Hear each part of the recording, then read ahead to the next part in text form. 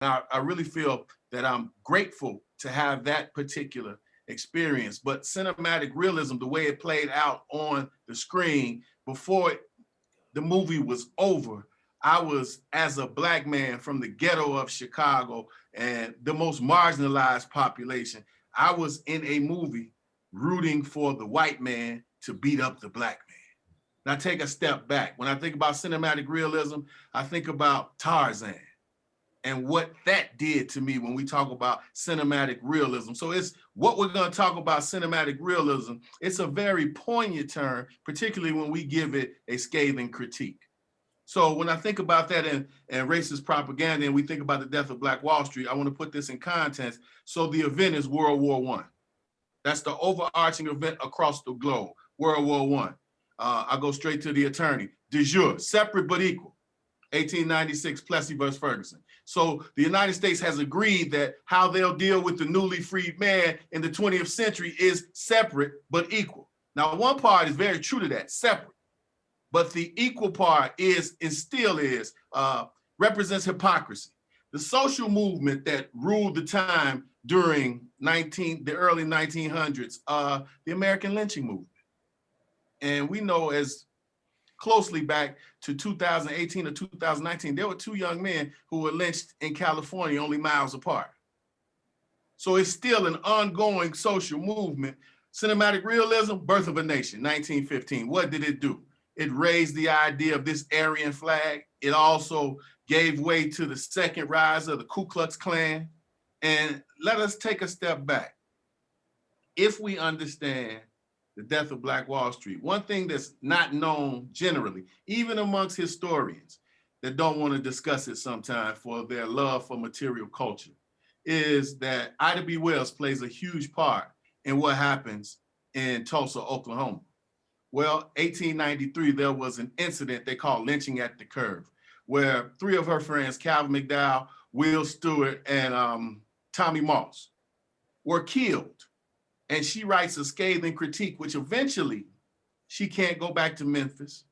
So she eventually moves to Chicago. But the idea was she gave this scathing critique of lynching, how it usurps the idea of innocent until proven guilty, and how for the most part, it was always tied to the need of protection of white women when it came to Black men. So that's our social atmosphere. And what we're looking at today is the white massive resistance to real or perceived Black advancement. So I think we're pretty much so straight. So the very first question I'll pose to Dr. Davis is, what is the historical legacy of the death of Black Wall Street? And you as an educator, how do you go about forwarding that information? Yeah, thank you, Dr. Dixon, again, for having me here to participate. This is a very important event and topic. But related specifically to the legacy, as an Africana Studies professor, when we discuss this topic, I usually discuss it within the larger context of the idea of Black I discuss it as one example of the different approaches to Black upliftment and Black progress, right? So there's these varying ideas. One is that we should try to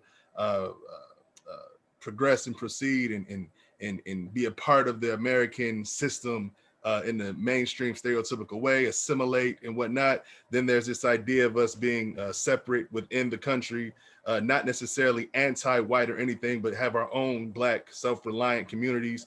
And the legacy, part of the legacy that I emphasize is a lot of African Americans seem to be hesitant to want to have our own, or believe that we can have our own existing self-reliant society and communities within America because of what happened at Black Wall Street. They say, well, if we did create our own Black Wakanda, if you will, within the United States, white folks gonna come and destroy it just like they did with Black Wall Street. So even on a subconscious or subliminal level, I think it created this fear and this resistance and this disbelief or non-belief in the ability of us to have our own on a serious level, right? And I think that's very damaging.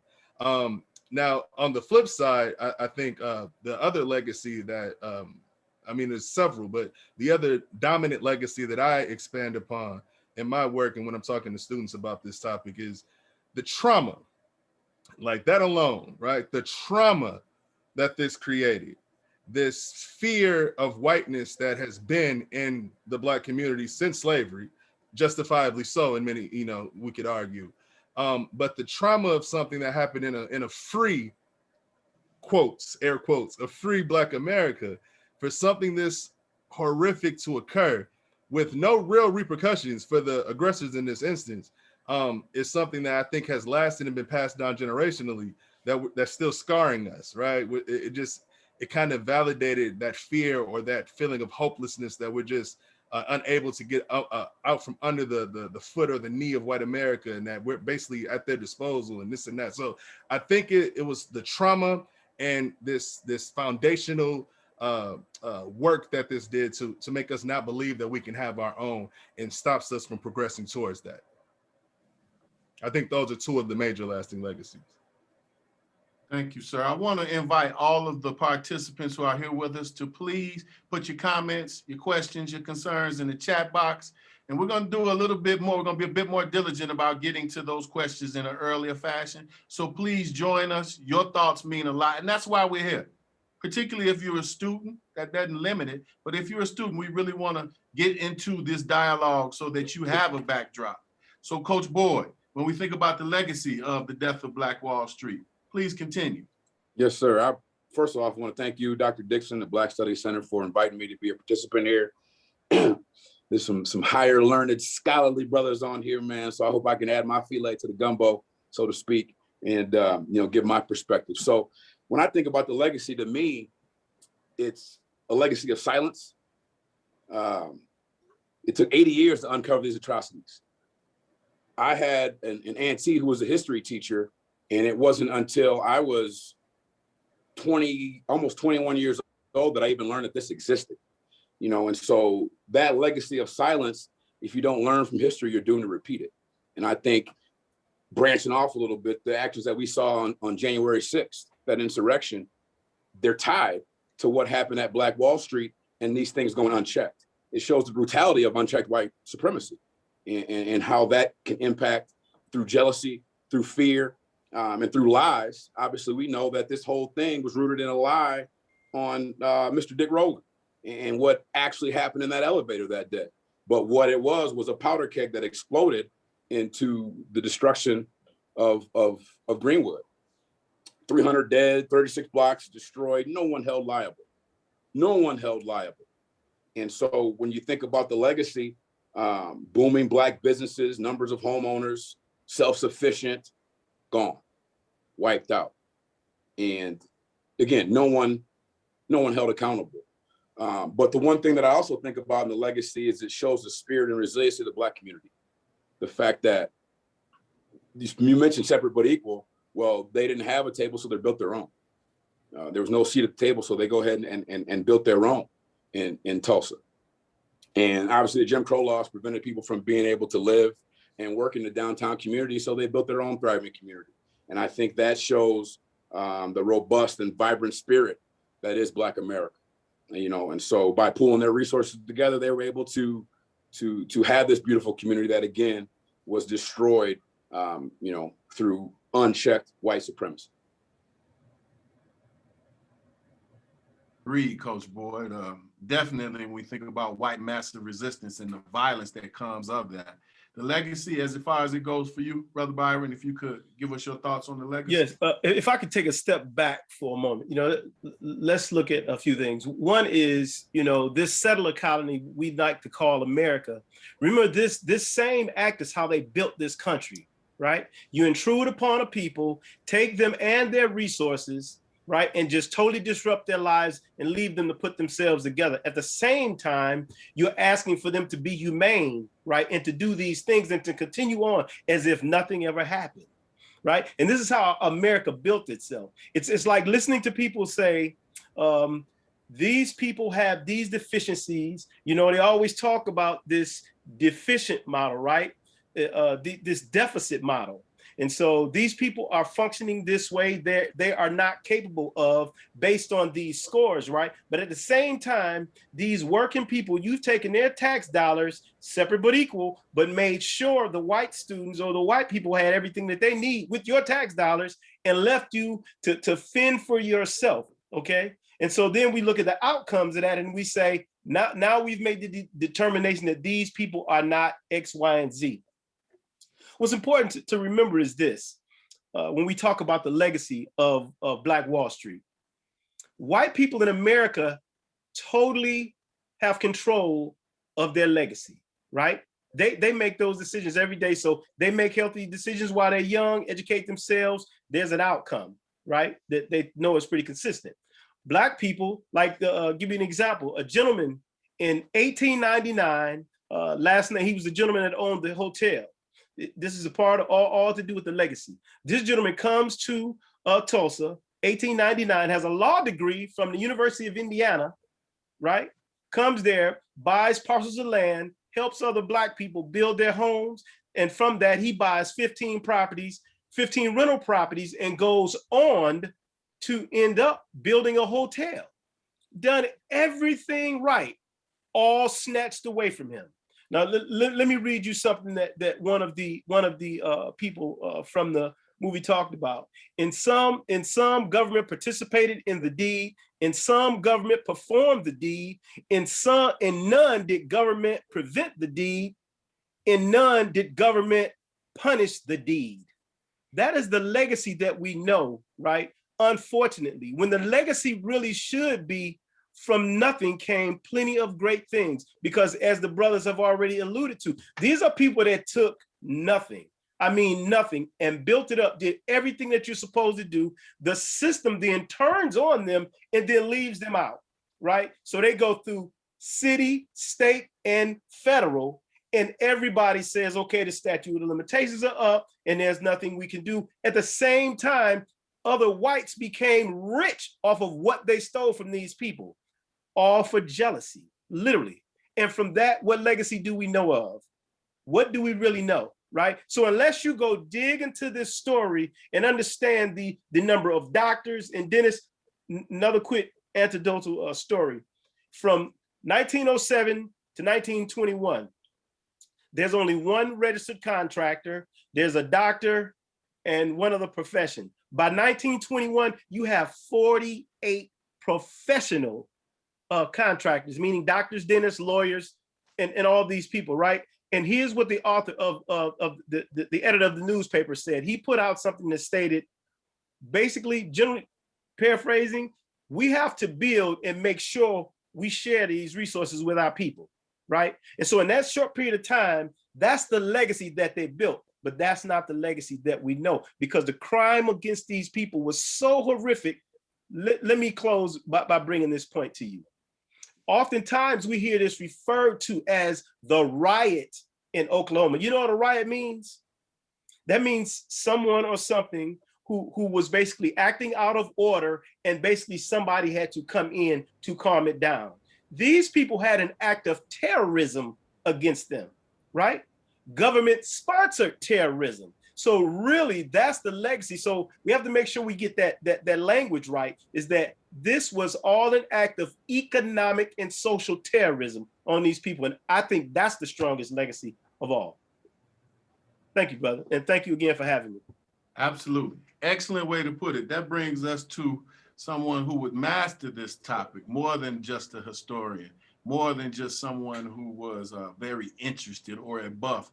Attorney Solomon-Simmons, who's currently representing the survivors. And he did. So Attorney Simmons laid it out. He said J.D. Stratford. He's absolutely right, in Stratford Hotel. So thank you for that. But Attorney Simmons, being on the case, if you will, what you'll bring to us will be far more concise than what we could ever be as just those who are studying or working very hard to unleash some of these atrocities. So please tell us, in your eyes, number one, as the person who is representing these folks, but someone from the community.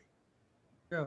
Well, first of all, man, I'm really excited to be here with these brothers. I think what they're saying is fantastic, and it's just a blessing to be able to build and represent my community. I just want to say, before I answer the question, I just found out last week that we have a special connection to the University of Wyoming. There was a brother from my high school by the name of Jerome J. Berry, and he's one of the Wyoming 14 who stood up in 1968 to stand up against racism and to wear a black armband and he got kicked out of school with the other 13 brothers off the team. I never knew that until last week. And I said, man, how crazy is this? I'm going to be speaking to West Wyoming and learning his legacy. So I just want to shout out the Wyoming 14 and my own Booker T. Washington, North Tulsa, homeboy, Jerome J. Berry, who endured that atrocity, that injustice that the University of Wyoming put on him.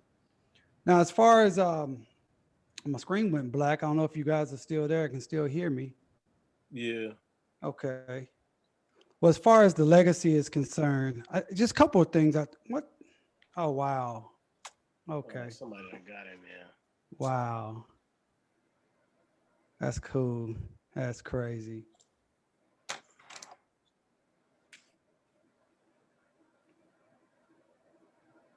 You muted, my brother. There is nothing like real time. If you understand what we have been doing at the Black Study Center, is dealing with this directly. We don't back down. And furthermore, in the idea of what we need to do, we've seen the worst of you. That's right. We deal with the worst of you every day, including those who are employed at the University of Wyoming from the top of the bell tower. So who would do something like that? Well, there's a myriad of folks who would do something like that. But I think it's a testimony to what we're getting done here. I think it's a testimony to how upset, as we saw the death of Black Wall Street. I think it is in itself more than apropos to show who you are. I think it's more than apropos to act out to your kinfolks and those who raised you to do exactly what you did. And furthermore, we will keep moving. And that doesn't mean it'll be the last of it. But you know what it will be? Always be a reflection of exactly who you are, who raised you. And as we get to this point, if this was rolled back into 1921, you would have been one of those folks who gets to do things like this, like you're doing right now, which really reveals to me that the more and more I look to your cave experience, the more you play it out in public. Damn, Fred. Hey, you know what? You're absolutely right. We deal with it all the time, but we keep it moving. You know, we talk about this legacy, and that is part of historical legacy that we have to endure and overcome at all times. But I want to tell you, brothers, I'm excited to be from Tulsa. I'm excited to be from Greenwood.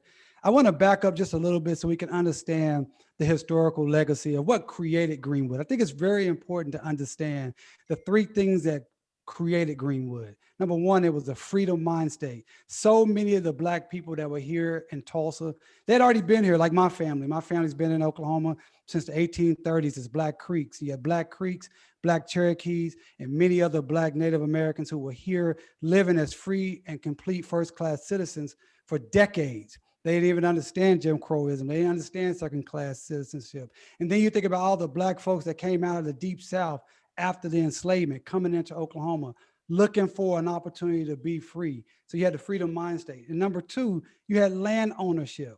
These people owned a lot of land, 40 square blocks, 40 city blocks of land at the height of the massacre in 1921. They owned land. And then number three, they had wealth concentration and generation. And so these are the things that Black Wall Street was about, and that's what allowed Black Wall Street to be built. As far as a continual historical legacy, we have to look at the conditions that we have right now in Tulsa, where Black people die 11 to 14 years younger than white people. Where before the massacre, Blacks and whites owned their homes about the same rate, where now whites own their homes two and a half times more often. KFC and watermelon. Hate niggers. Fucking porch monkey. Black nigger. KFC manager. Nigger. KFC and watermelon. Toby, if you can jump on that. I think that I'm glad that we're recording. Please go ahead, attorney. So I was just saying that that's some crazy stuff, right? It is a reflection of the truth. Absolutely. In many ways. I am literally shaking right now. That was the most. Go ahead. I'm shaking. That was the most disturbing image I've ever seen. Can you please mute yourself, sir? Thank you for your support. Can you please mute yourself? Thank you. Go ahead, brother. Yeah. So I'm saying when we talk about how people are living today, the continuing harm of the massacre, we're not talking about something that happened 100 years ago and that's it. We're talking about Black people dealing with that trauma, as the brother Dr. Davis said earlier. We're talking about people dealing with less life expectancy. We're talking about food deserts. We're talking about not a lack of health care. We're talking about 35 to 38% of Black Tulsans living in poverty. We're talking about a city right now today that perpetrated the harm against my people. They're now benefiting, leveraging the massacre for their own benefit, they've already raised $30 million off the blood, the bones, the death, the destruction, the narrative of our people for themselves to put in their own pocketbooks, and they call it cultural tourism. We're talking about hijacking what happened to the Black community here and utilizing that to build their own coffers, the same entities. That is the historical lesson or legacy, but it's also a legacy that from day one, our people fought. They filed lawsuits the day after the massacre. People like Buck B.C. Franklin, John Hope Franklin's father, litigating cases in a tent, fought those until 1937 until this racist system here kicked them out of court. They continued to fight. They continued to live this legacy, continued to fight against what was going on. People like Senator Maxine Horner, who just passed away, who fought for 40 years to get justice for Greenwood. They tried to run us out of Tulsa. They tried to completely annihilate us. But here we are on February 15th, talking about it, fighting with a viable lawsuit, breaking bread and talking and building with all you brothers who are going to go all across this nation, and regardless of the people in Tulsa or the people coming up on our Zoom meeting, we're going to keep fighting because we ain't gone anywhere. We are Greenwood. We are Black Wall Street. We are the legacy of J.B. Stratford, A.J. Smithman, O.W. Garland. That's who we are. That's who we will be, period, point blank. So you can come on here. You can put your pictures on here. You can call us anything you want. We're going to continue to fight because, as the brother Dixon said, we know who you are, but we know who we are too. You know. Absolutely. Thank you so much. I want to move along and ask you guys, when you think about this movie, just the title, Before They Die, when you think about that and we put it in content, and the title is always very symbolic. Before They Die, we talking about this legacy of survivors. And it was right around, I think, attorney 2010 or 2008, when I first had the chance when this video was being introduced to the country. They made a stop in Chicago. So I got to meet this group. I actually sat on the panel with this group. And it was just an amazing time to see those elders. And they were in their 90s then and very strong. But when we think about that, when we think about the legacy, and then we think about this video and its importance and its viability, to hear the lens from the survivors, to actually have this on record as oral histories. And we know what oral histories mean. Coach Boyd, if you could start your thoughts. Can I say one quick thing? Absolutely. God threw me off a little bit. When you talk about the legacy from a national level for all our people, again, using J.B. Stratford, he owned the largest African-American owned hotel at the time. J.B. Stratford could have been Marriott. He could have been Hyatt. He could have been Hilton. That's very important to us. We know historically, and scholars know that because of the massacre, as Dr. Davis said, it hurt us nationally. It actually, NPR did a great story over the summer that after the massacre, African-Americans stopped filing patents because of the fear of being too successful.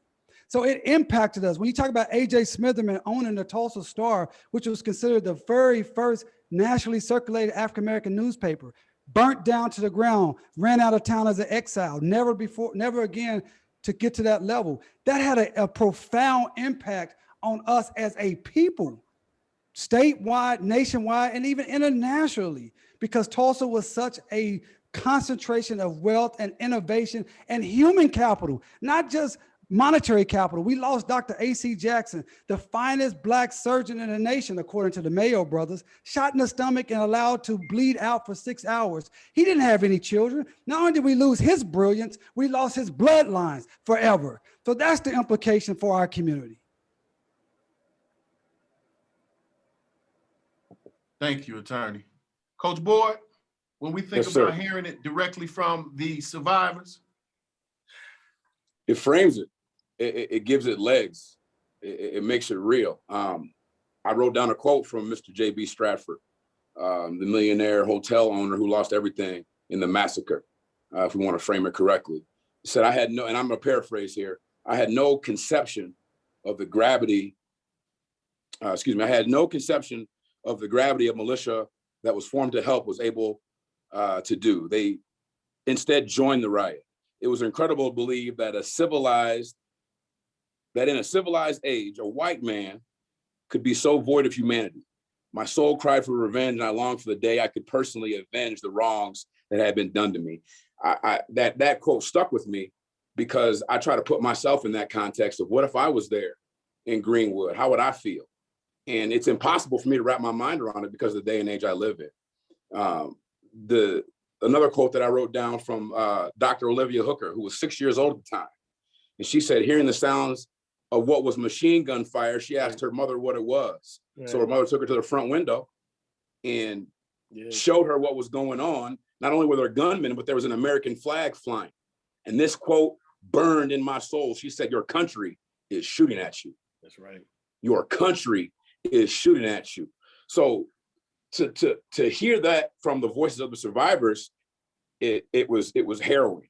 And it took me back to a personal experience that I had with my grandmother. God rest her soul. We were on a family reunion in 2002, and we were in Atlanta, Georgia. And we went to the Martin Luther King Museum, and they had an exhibit on lynching at this museum. And I studied it. I'm going to work at a college here this coming fall of 2002, as I'm referring to. And we're walking through this, our entire family is there. And grandma's the matriarch of our family. And she grew up in a town called Plaquemine, Louisiana.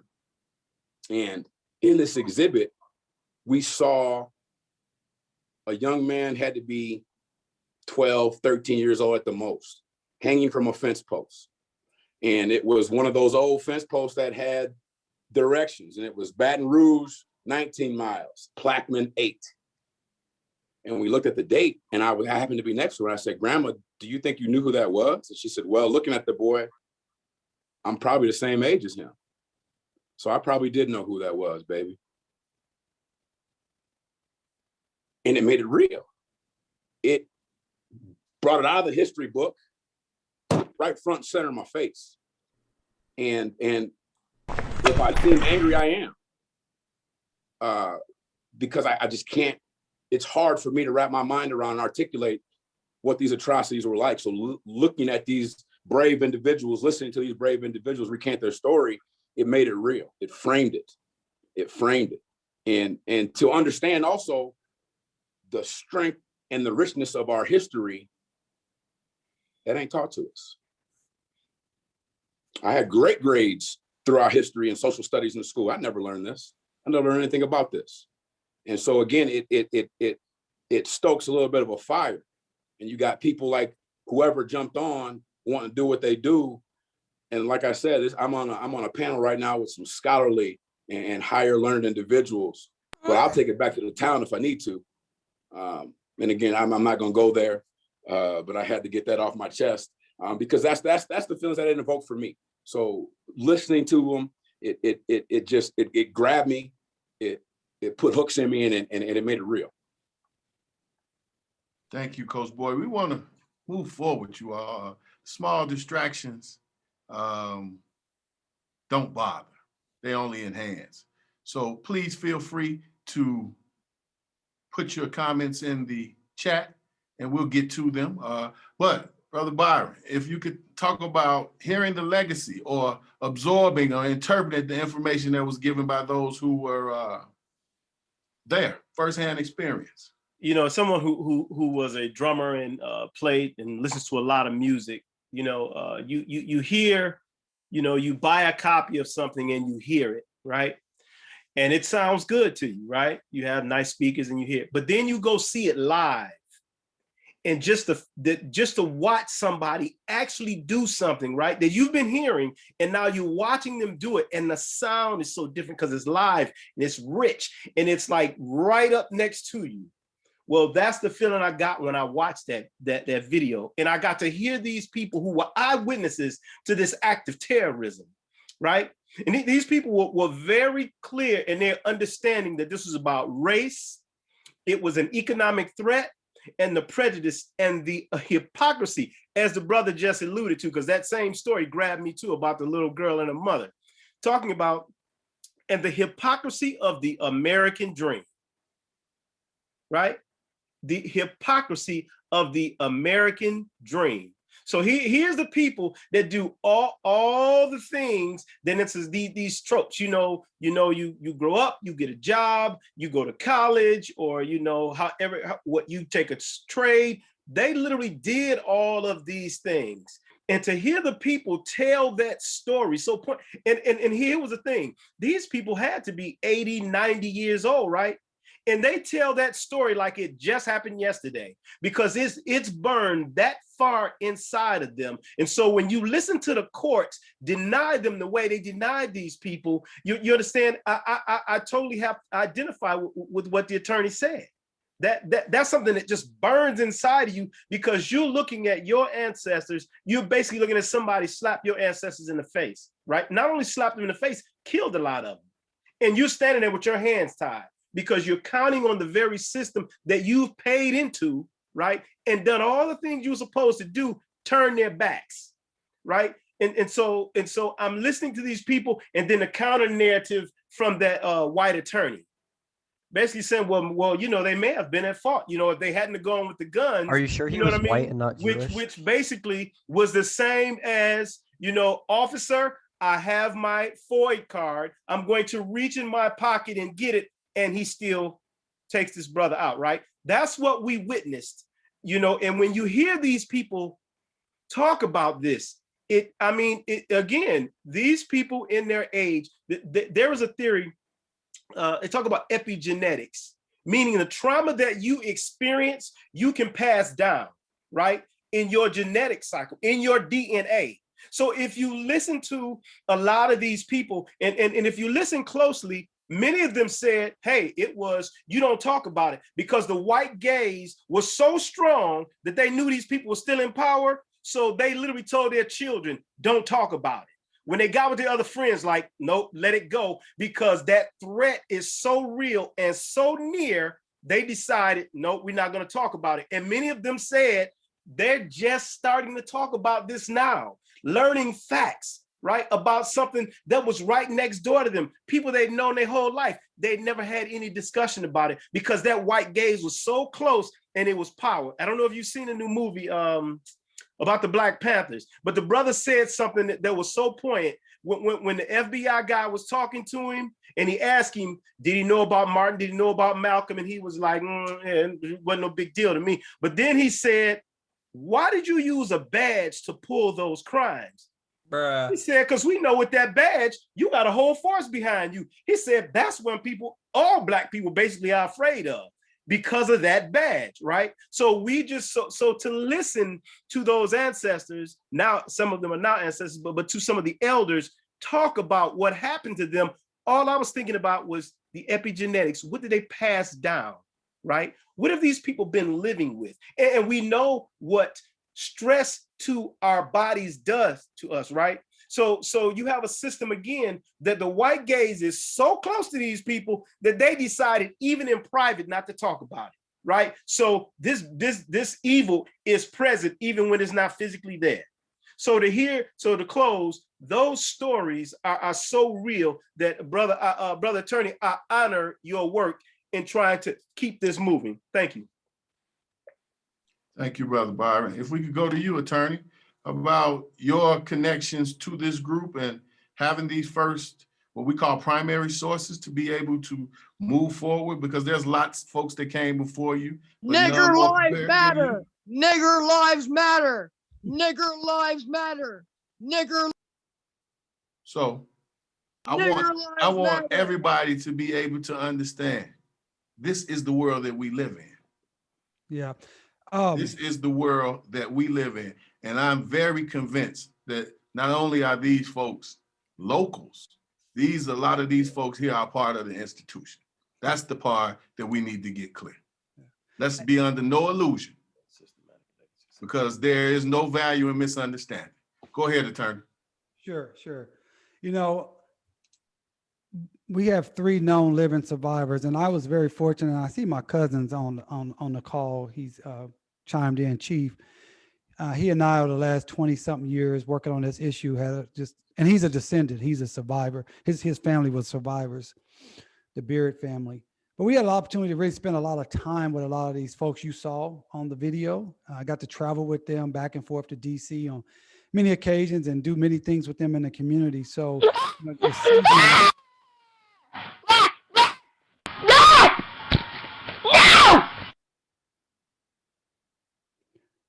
to see them, pass away each year, fighting for justice, fighting for their family, fighting for the community, it's a tough thing. It's a tough thing. And now we have 3 known living survivors left. We have my clients, Leslie Benefield Randall, 106 years old. My client, Viola Fletcher, 106 years old. And our client, Hughes Van L, is 100 years old. And I can just tell you, just spending time with them, and they want justice. And not just for them, and obviously they're over 100, but they want it for them, their families and their communities.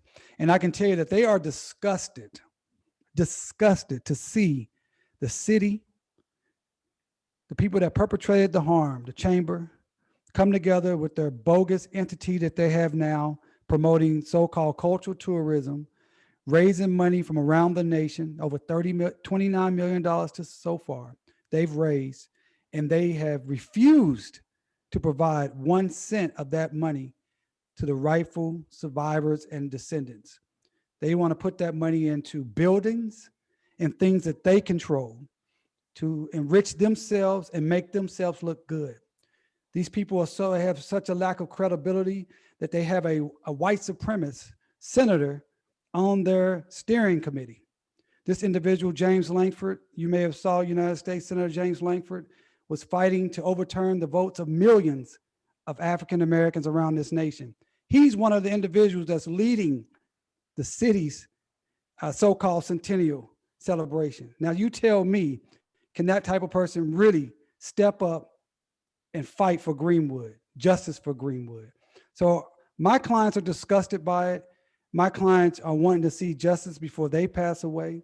And my clients will tell you that the community that they lost needs to be rebuilt, period. Agreed. That's you, Dr. Davis. We come to you.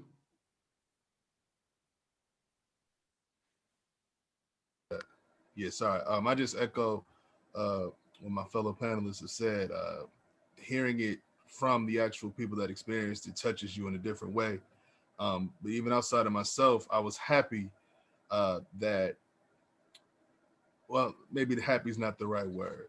I think it's positive. I think it's a good thing that, one, these individuals that experienced such horror and such tragedy, the way they presented themselves, they did not present themselves in a way that would turn off the other side or those that you're trying to convince that something horrible happened, if you follow what I'm saying. They didn't come off as these angry, militant, oppositional, they were just telling you what happened.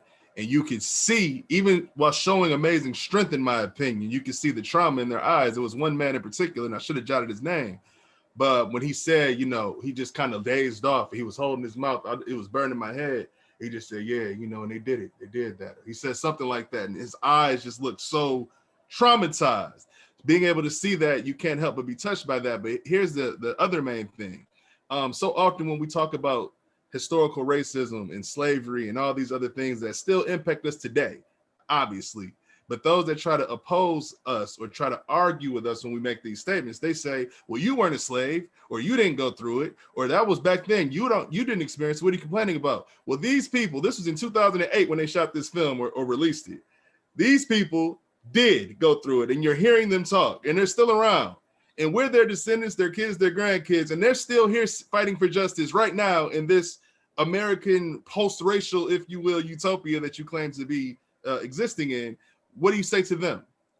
These are people that are really telling you what happened. Also, it makes it real that this idea of slavery and Jim Crow and all these other massacres that we hear about and historically, that it wasn't really that far away, because you're seeing real people in the flesh talk about their personal experiences. So don't try to write this off as some prehistoric I don't even like that term, but some prehistoric time of events that don't impact us today. This takes that ability away, and it puts it in your face that these things are more current and more impactful to our contemporary society than others like to believe. And that's what I, appreciated about that from a firsthand basis. Yeah, Thank you, Dr. Davis. I want to go to a Hey, term. hey, can I just tell you the name Absolutely. of that gentleman you were talking about is Wes Young. Thank you. Yeah. Wes Young. And Wes Wes Young was someone who he passed away in 2018. Man. His granddaughter Tedra Williams is a advocate, a fighter, and she's one of our named plaintiffs on our lawsuit. Thank you for the clarity. I want to introduce the term to all the panelists. Generational wealth. I know Attorney Solomon-Simmons has been mentioning this in a direct manner, but I want to put it on the table as a term so that we can begin to weigh the implications of this term when we say generational wealth. Let's begin with you, Brother Byron. Go ahead.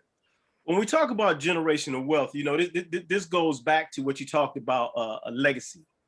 Legacy is what you want to leave to your descendants, or others really to see. We talk about generational wealth, today when we look at people like professional athletes, these guys who come into these economic situations, a lot of money fast, but in less than 3 to 5 years, more than half of them are broke because they don't understand, how money really operates, because most of us really do not understand money, right? We could say who's at fault about that, but that's kind of across the board. And because you have access to more of it, don't mean you understand it more, right? Because you're gonna live like you're gonna have that for the rest of your life. Like a contract is only, so many years, but they live like the money is for their whole lives, right? So I'm just using the athlete because that's something that we all know.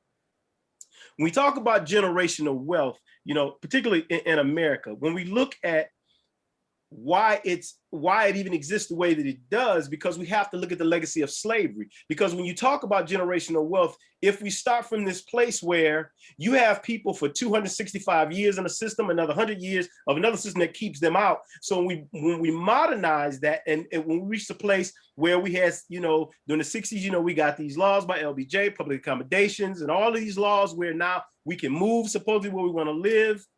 We were buying homes in probably the greatest city that's known, that's probably the best documented, is Chicago. They said more than like 70% of those people 3 generations ago bought their houses on land contract, paid 3 times the amount of money for those homes, right? Ta-Nehisi Coates does a great job in talking about that. Let me give you another example. Out east, there's a city. And what they did is when these men came home from the military, the government gave them this money, right, to build these homes. But they had it so where they said that Black people can't live in there. Now those homes are worth hundreds of thousands of dollars, but only white ex-soldiers could live in there. Mind you, Black soldiers went to the military too. So when we couldn't use the GI Bill, these white guys are using the GI Bill to build homes and saying we can't live there, right? Whereas white people lived there, and their families ended up accumulating money. And we know that most business owners, more than half, borrow against their homes. So when we start talking about generational wealth, it's what we want to leave, but we've lived in a system that has kept us out of that. Many of us don't even understand it because it's so uncommon, right? So we talk about generational wealth. We look at, some of the basic fundamental things, right? So if your parents had something, they died and weren't able to leave you anything, well, you developed a life and started over. You don't transfer what they built to you to have a better life, right? So wherever you are now, if you bought a house at a higher interest rate, and I'm trying to use examples that we know, but so you buy a house at a higher interest rate, that means you can't maybe buy that newer, nice car, right? Your child doesn't get to go to school across the road over there where the better schools are because of your debt to income ratio, because you were not handed anything down. So imagine Tulsa, Greenwood, right? This huge Black middle class, right? Where these people, I think they were saying like the dollar circulated like 30 times before it even left the area, right? So if you're circulating $1 and you making sure the plumber, and everybody looks like you, the plumber, the teacher, electrician, the dentist, everybody looks like you. And so even the editor, again, of the paper writes across the paper, we're building this wealth because we got to make sure our people have resources. And they actually accomplished it. And so this generational wealth. So let's talk about again the gentleman that owned the hotel. Imagine, as brother pointed out, that 3 generations would have owned that hotel. How many more of those hotels? Because he clearly had a business model that was very successful, right? But none of these people, and mind you, we're talking about 3,000 people. Everything they had just yanked away. Right. So these were not just, you know, people in these little ghettos with just barely making it. We're talking about literally some of these people they have recorded knowledge of some of the white terrorists who did this, basically saying, I don't have a piano in my house. Take the piano, kill them. Right. Had some of these black families kneel down and kill them, children included, and take the stuff out of their homes. Right. So this act of terrorism not only took away most important, it took many of their lives, way too many of their lives, but it took away imagine what that would be today. Because I think the equation of today's money was somewhere like 30 million. I can't remember the exact number, but when you see the numbers, it's astounding. When you're still talking about during the lynching period, right? You're still talking about segregation. All of this was going on, and these people were successful. So it took away that opportunity that even now their great grandchildren could benefit from. So this generational wealth is what a lot of this case, I'm sure, is built around because of what they took away from these people. Thank you, sir. Thank you, sir. Attorney, if you could give us your thoughts on that term, how it lands in the middle of and centers in this conversation, generational wealth. Well, we know that it was $50 to $100 million in property damage alone. $50 to $100 million in today's monetary value. That was taken away. And as the brother said, you know, you could have had hotels all around the country, the generational wealth to be able to sustain yourself. And when you're able to sustain yourself with resources, then we all understand what politics is, right? Politics is not, voting and all that's great. That's part of politics, but at its base level, politics is who gets what, when, where, and how. And therefore, who has the money and the resources to make sure you get what you want and what you need.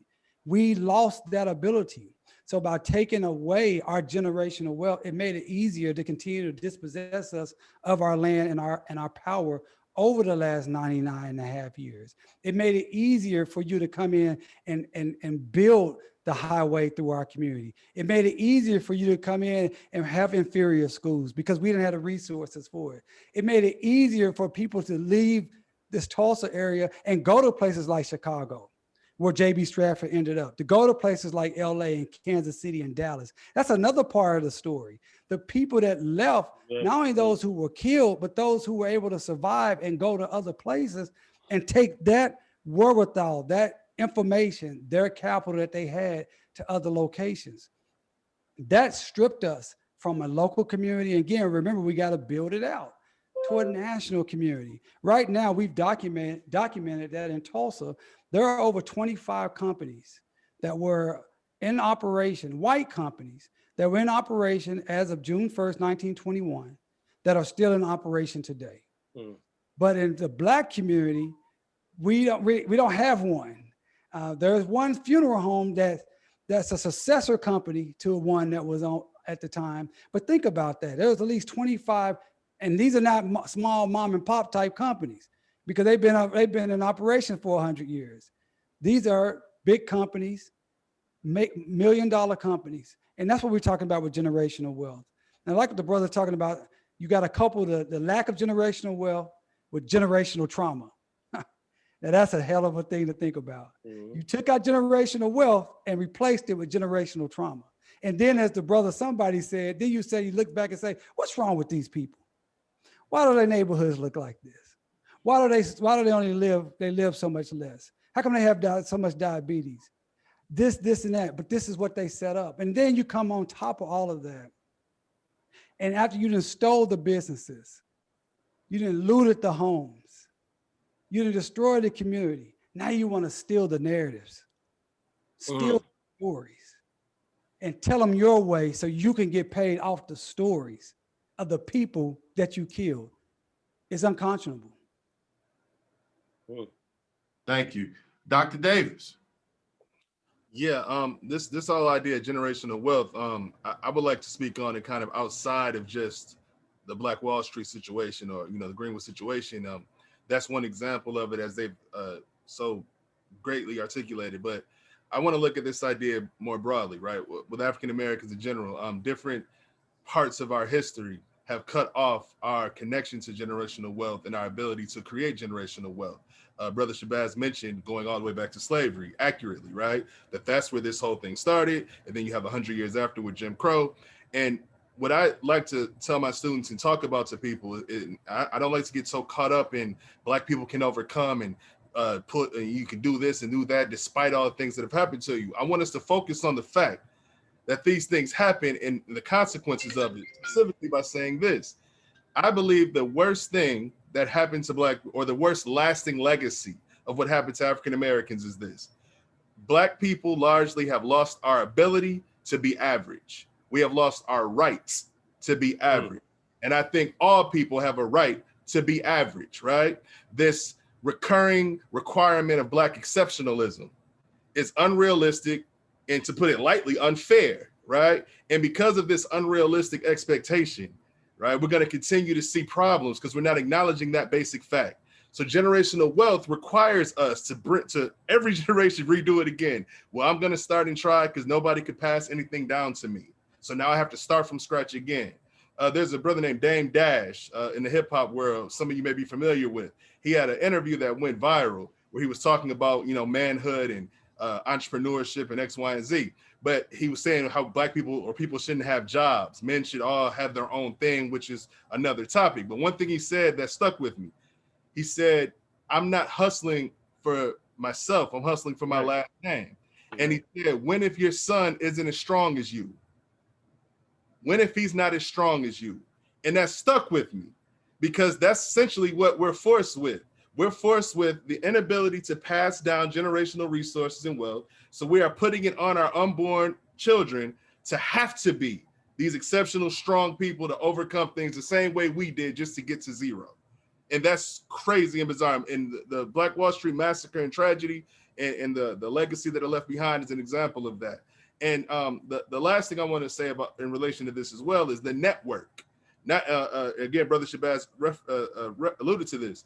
It's not just the economic resources, the tangible property and the bank accounts and the stocks and bonds and investments. It's the network that we've been excluded from. 75 to 80% of high-paying jobs are you get those by knowing someone, right?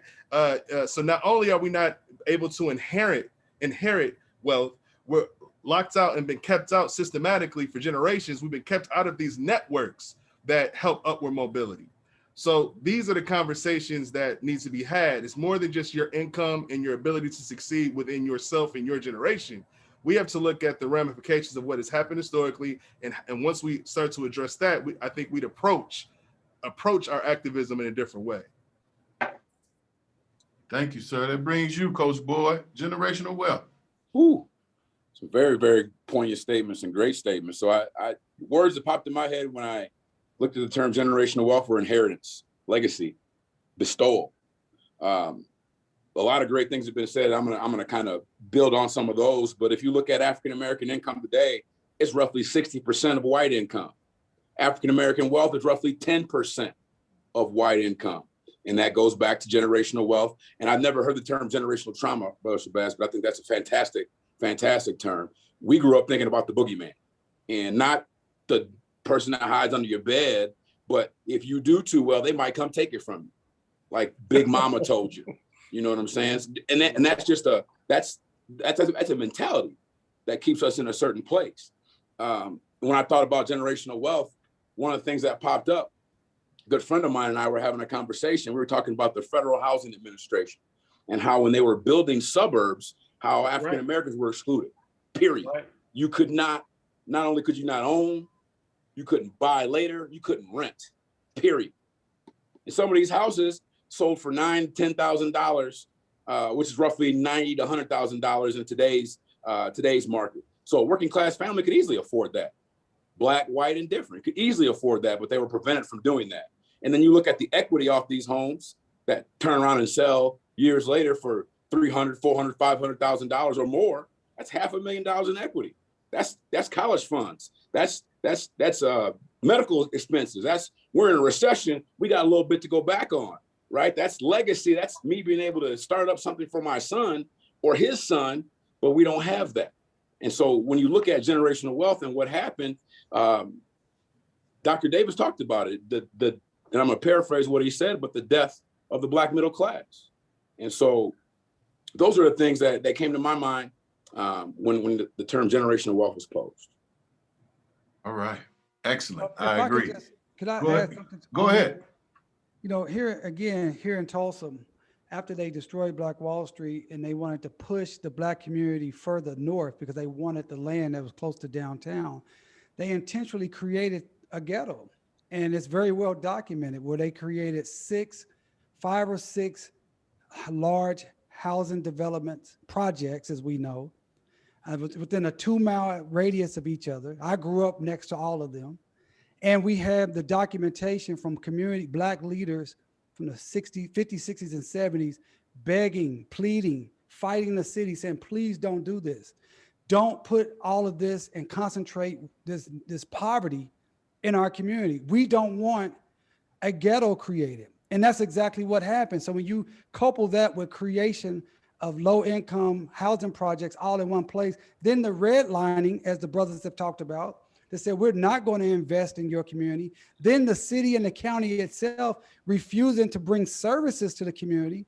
You know, large parts of historic Greenwood was not actually paved until the 50s. I'm talking about paved streets and plumbing because the city refused to provide it the services it needed because it wanted to continue to drive the people further away. So that's a real world, real time example of what the brothers have really discussed. And we talk about all of that in our lawsuit because, again, it's not about what happened 99 years ago. It is the impact of that in addition to the actual massacre. All right, well, don't go far, attorney. I want to aim this at you. We look at what we call a response, a kickback to an event, punch, counterpunch. And when we look at the term white massive resistance, when we look at the history of America and we think about white massive resistance, well, in 1793, there was a Fugitive Slave Act. This was a response to the runaway slave. Again, we see that same Fugitive Slave Act somewhat different in 1850 as part of a larger piece of the Compromise of 1850, white massive resistance. When we begin to see during Reconstruction, 13th, 14th, and 15th Amendments, and then we see the rise of the Ku Klux Klan, 1866, Pulaski, Tennessee, white massive resistance. So then when we take a step forward and we see the death of Black Wall Street, let's not believe that this is something that came out as a single standalone event. Well, think about just in those years, let's say the 1919 to 1930, we have what? The Red Summer that took place all across the country. Massacres. We have, absolutely, we have the death of Black Wall Street. We have Rosewood and many of these things that allow for us to see a pattern of how normal, if you will, friends of white, and lots of these folks have connections to the Christian church. Like these things were discussed in the Christian church. So when we begin to talk about white massive resistance, something as contemporary as January 6th is what we know as white massive resistance to something that they believe that was rightfully theirs, their ownership, and it didn't work to the point where they thought it would, or it didn't come through the way they thought it would. So the idea, hold on, Brother Byron, of white massive resistance. Let's all begin with that. And we're gonna start with attorney and we'll work our way around. So just hold on, Brother Byron, we're coming right at you. I got you, you good. Go. I was gonna let Brother Shabazz do his thing. He sounded like he got something fired up for me. You know, the white massive resistance, I mean, you really did a very good job, Dr. Dixon, of just really like outlining that backlash. You know, you can also add in the Tea Party to President Obama's election. It's all there. It's all very clear. And so, I mean, I don't know if you're asking the question in response to what is the white backlash to Greenwood. I think you've already stated it. This was not just about an incident between Dick Rowland and Sarah Page, which we have a lot of evidence now that they were actually lovers. But this was something that was built up and planned for some time, because they wanted to humiliate and teach the quote unquote uppity Negroes a lesson. And I think that resistance is interesting now when we look at what corporations are doing, and even like the city of Tulsa, where after George Floyd, everyone is, you know, pouring out in the streets, and we had this racial justice and equity movement, which was larger. Sorry, that's my dog. That's my dog's fighting. That's not the crazy folks. So I apologize. And so, you know, when we see this happening over and over and over, but I think what's interesting, at least here again, just in the Tulsa scenario, is that the white power structure and their resistance has tried and done a pretty good job of co-opting the story. And you see that in corporate America too, where everybody is wanting to say Black Lives Matter, and they're willing to write it and put that on their website. But when it comes to, when you look underneath there and say, well, how many more Black people did you hire? How much more Black contractors did you provide contracts to? You know, then you start looking and saying, oh, this is just a branding opportunity. And that's what we see here in Tulsa. You know, they have utilized the massacre as a branding tool. They were literally utilizing the massacre to try to recruit companies to come into Tulsa to say, hey, look how great we are now. Look how we're reconciling. Look how wonderful it is. Look what we're doing. Look what we're building. But they don't want to send the people over to what we call the north side of Tulsa, which where Greenwood was, where Black people live. It's desolate. It's a food desert. No hospitals, no grocery stores, no, not a lot of businesses. So I think about it from two ways, you know, white resistance in the way of the Klan and storming the Capitol, but also in them being clever about doing it. And we have to be clever and smart at how we point out those who say that they are allies and really say, well, what are you tangibly doing to benefit the lives of those who you say you care about, if that makes sense. Absolutely. Brother Byron, go ahead. Oh yes, I'm sorry about my energy, but no, we love it. We love it. You know, it's you know, listening to a lot of that, and it occurred to me something that needs to be understood, right? Because if you go back to Bacon's Rebellion, and that's probably where you're really going to get these fusion movements that the white establishment really said, oh wait, well, no, okay, now this is too much. When you had poor Blacks and poor whites and a rich white man with the same intent, right? That's when the system from that point said, no more of this miscegenation, no more letting these people be together, right? Because what happens is you start to see Black men marrying white women, right? And then you have a rebellion, and now these people are together. So if you look at Rosewood, Tulsa, St. Louis, East St. Louis, you look at Springfield, you look at the greatest one we know of all, the Emmett Till case, it's about the sanctity of a white woman. White men have used white women as the impetus for violence against us continually, right? All of those cases had the same thing in common, right? And so today when we look at, you know, the outcomes of that, when you look at white resistance, there has never been a point that there wasn't white resistance to progress, right? From the time you got here. You know, if you read the writings of Michael Harriot, when he talks about those so-called first slaves that the Catholics went and got, and he said, but for the point of a finger, you go to Jamaica and you go to America and you go to wherever, right? Right? And so today, you know, when we talk about resistance, I think Tulsa really gives us a more up close, personalized version of what has been consistent, as Dr. Fred makes very clear, the nightmare of the American dream, right? Because at what point did these people deserve this type of violence exacted upon them? More importantly, the very systems that were designed per Constitution never protected them. Last point is this. It's not as if these were not deserving people, because remember, they created the largest middle class We're talking in the 1920s, a black middle class. So these people were being taxed heavily. The very system that their tax dollars was being used for did not protect them, right?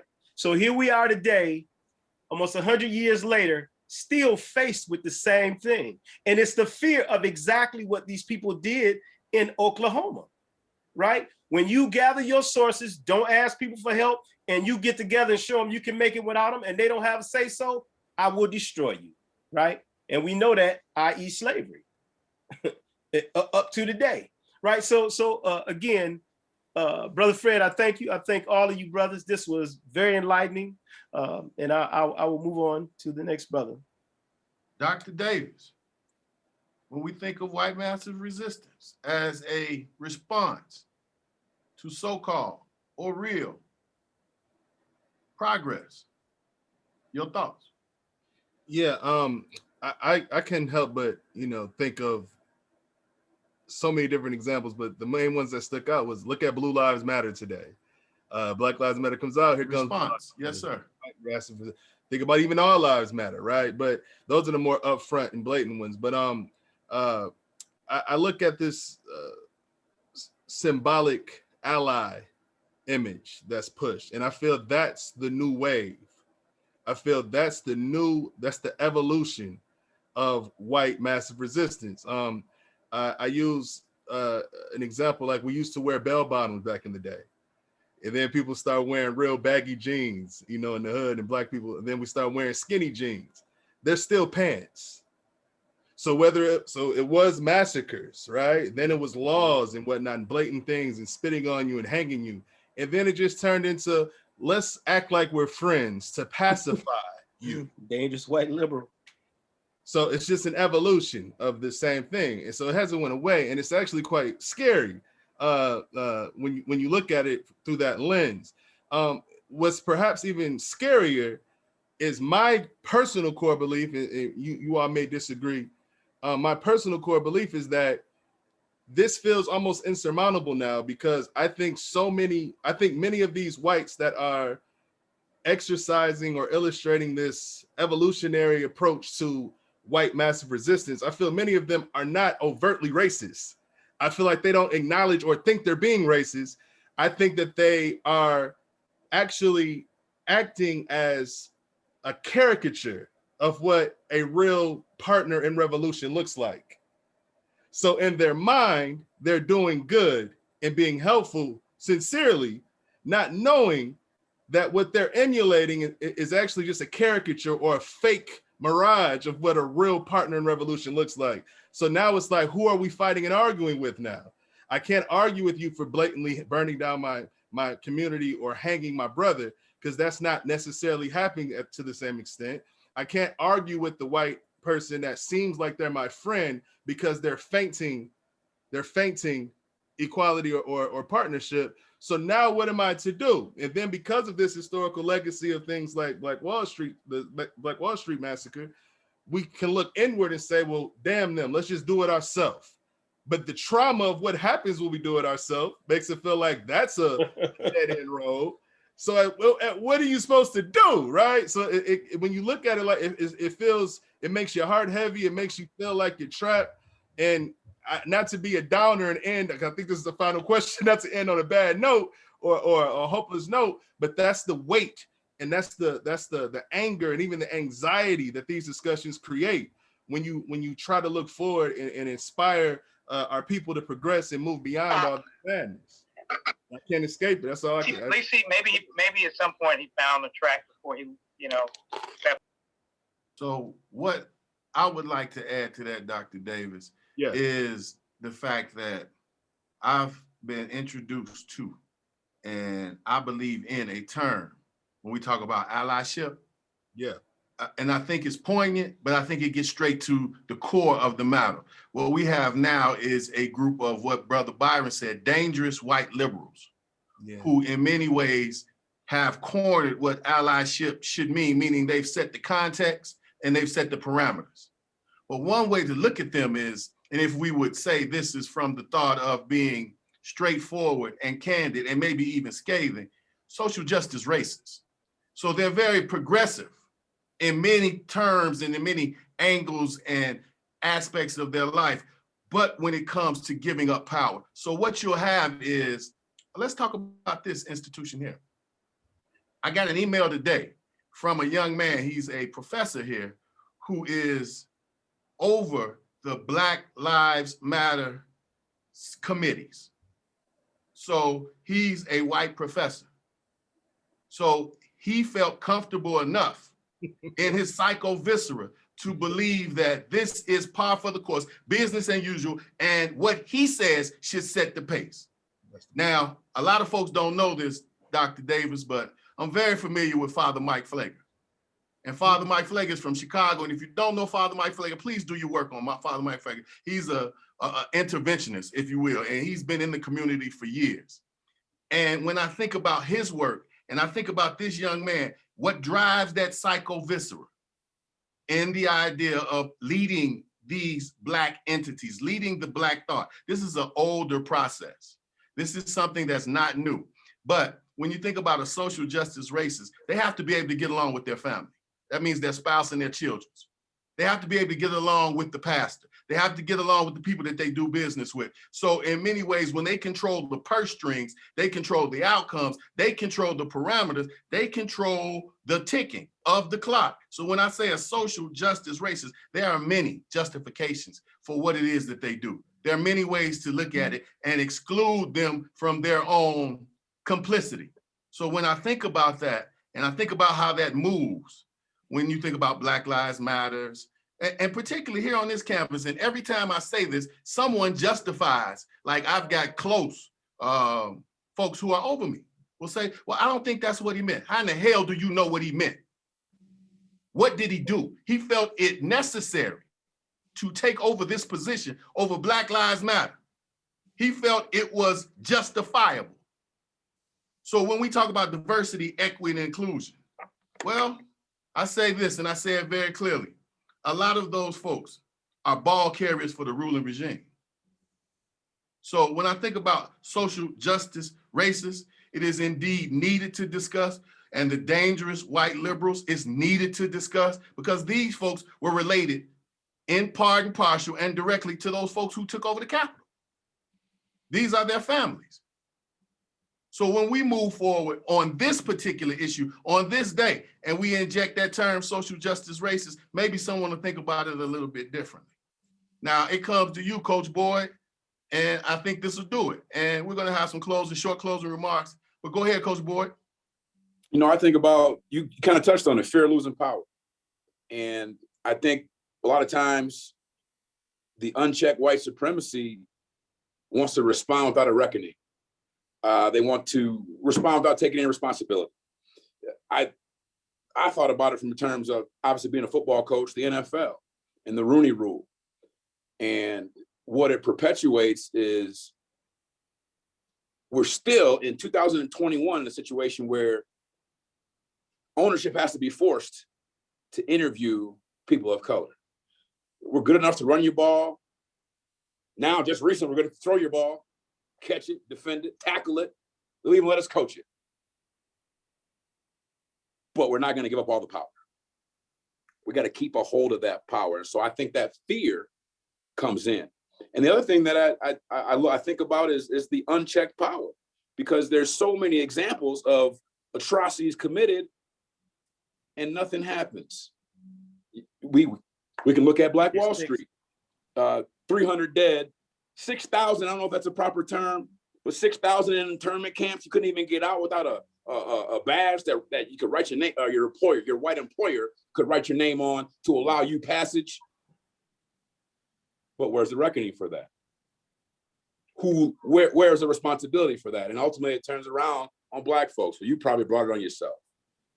And so again, to me, it's fear. Ultimately, it's rooted in fear of losing that power. And so we're going to do what we can, however we have to do it, to maintain that power, because ultimately it's going to go unchecked.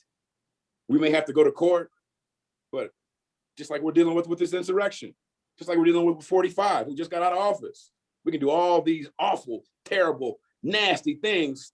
And at the end of the day, rich white, and guilty is a lot better than poor, colored, and innocent. And that's what we're still dealing with. Yes, sir. Yes, sir. I want to wrap it up, you all, and if we could do it expeditiously, your thoughts on the importance of this piece. I'd like the attorney to close it up. Maybe he'll just wrap it up for us in a way that no one else can who's dealing with the term. But go ahead and feel free, Dr. Davis.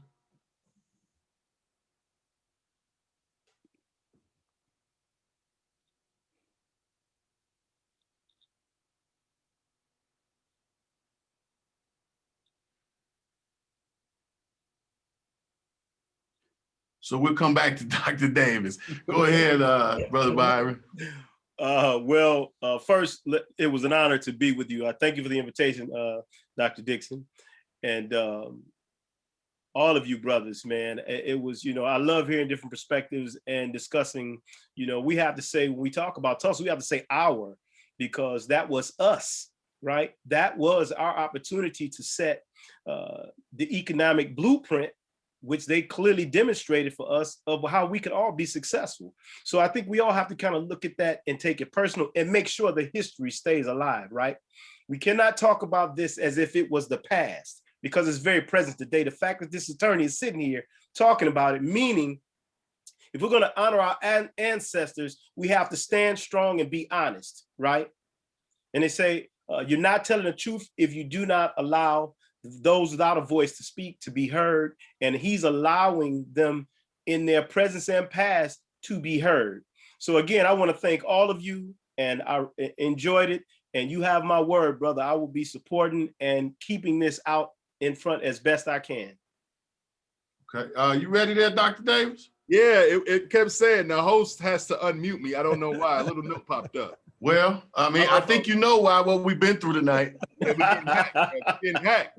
But no, but yeah, I'll be very brief. Again, I'm just happy I was able to be a part of this, and thank you, Dr. Dixon, for inviting me. I appreciate all of y'all. I'm enjoying this a lot. I'm learning from it. This is a beautiful thing. But the last thing I want to say about the importance of this video, I believe that was the initial parting question, was just I think this is great. That I think it's a current microcosm, or a great case study, microcosm case study, right? To show that something that happened a long time ago is still, you can see in real time how it's still impacting us right now. So we can use this case study and show that there's several other examples in African-American history, especially when we're arguing about reparations and these types of things, and white privilege and systemic racism. This is a great, undeniable case study that we can use as an example and launch from there. So I think it serves that purpose, among many others. Thank you. That comes back to you, Coach Boyd. And I want to echo what I've been hearing. I appreciate the opportunity. I've learned a lot from these brothers on here. The thing that it sticks with me is it's still a mentality of, well, you can do well over there, but don't do better than us. And I think we need to continue to pool our resources together to continue to have conversations like this. I was blessed by it. I appreciate it, and I thank you for the opportunity. All right. So, attorney, if you could give us what you think is important. We are leaning on you so heavy, so we hope that the protective hedge remains around you, but you have our support in unending fashion. I appreciate it. Again, just like the brother said, I'm just grateful to be here and see everybody. I get to see everybody that's on the screen, all the people that withstood all the racism that we collectively endure tonight. And that's what it takes. We have to collectively work together. And I'm inviting all of you to collectively work with us at the Justice for Greenwood Foundation. That's justiceforgreenwood.org, justiceforgreenwood.org. Come in, we can win this case. We can set a precedent that will be the Brown v. Board of Kansas type scenario for Black communities all around this country. As Dr. Davis said, this is a microcosm, this is a case study. If we can't win Tulsa, how can we win the others? But if we win Tulsa, we will win the others. So as we collectively withstood the racism that we felt today on this call, because we were determined to be successful and not allow that to deter us, we are determined to be successful and have justice for Greenwood. And I believe with people like yourselves binding together with us, supporting us financially, supporting us with your time, spreading our narrative, getting our newsletter, and telling the city of Tulsa that Tulsa owes.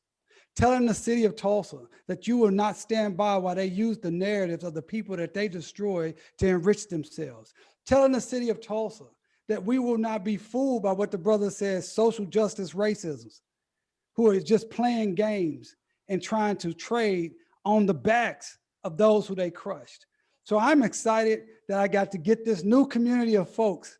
I had no idea that Black people were even in Wyoming. It's kind of like Black people in Oklahoma. So we're like kindred spirits here. So we're bonded together forever. Justice for Greenwood. Justice for Greenwood. Justice for Greenwood. Thank you. Right on, brother.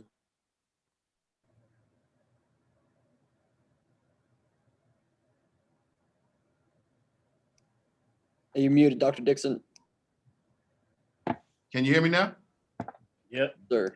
I would think that as I was bringing this thought together, how this would work out. And I think the key part to me was when I got a phone call from Attorney Simmons.